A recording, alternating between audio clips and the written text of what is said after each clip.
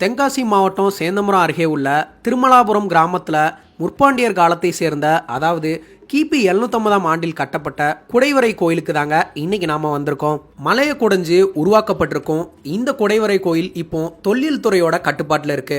குடைவரை கோயில் அமைந்திருக்கக்கூடிய இந்த மலை பாத்தீங்கன்னா புராண காலத்துல வாரணாசி மலை என்ற பெயர்ல அழைக்கப்பட்டிருக்கு.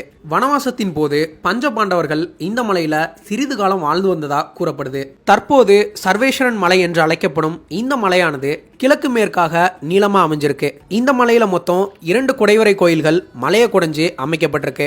ஒரு கோயில் மலையோட தெற்கு திசையிலும் மற்றொரு கோயில் மலையோட வடக்கு திசையிலும் இருக்கு. வடக்கு திசையில இருக்கிற குடைவரை கோயில் தான் முழுமையடைஞ்ச நிலையில சிற்பங்களுடன் அழகா காட்சி தருது. மலையோட தெற்கு திசையில இருக்கிற மற்றொரு குடைவரை கோயில் முழுமையடையாத நிலையில இருக்குது. கடையேழு வள்ளல்களுள் ஒருவரான ஆயண்டிரன் ஆய்குடியை தலைநகராக கொண்டு இப்பகுதியை ஆண்டு வந்த காலத்துல இந்த குடைவரை உருவாக்கப்பட்டிருக்கலான்னு கருதப்படுது.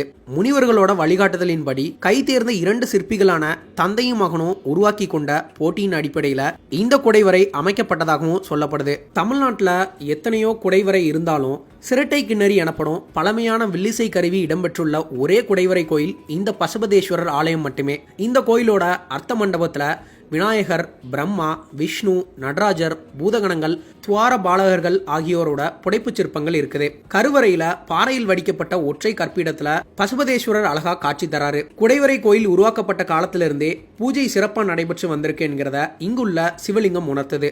11ஆம் நூற்றாண்டுல ஸ்ரீ வல்லபதேவன் என்ற பாண்டிய மன்னர் இந்த திருக்கோயிலுக்கு மலைப்பகுதியையும் அதனை சுற்றியுள்ள குளங்களையும் தானமா வழங்கியதாக இங்குள்ள மக்கள் சொல்றாங்க.